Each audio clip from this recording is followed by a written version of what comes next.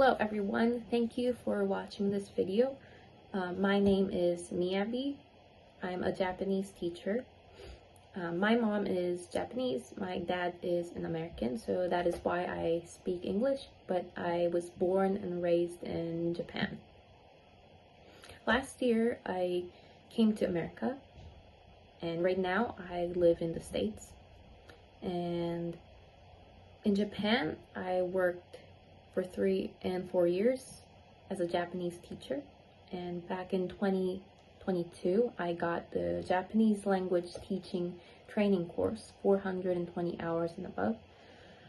So I have experience as a teacher, and I would like to add Japanese songs or anime that the students are interested in, and I want to make the lessons fun and with quality and efficiency so that students will learn fast and speedy. And I hope to see you all at my lessons, and thank you for watching this video.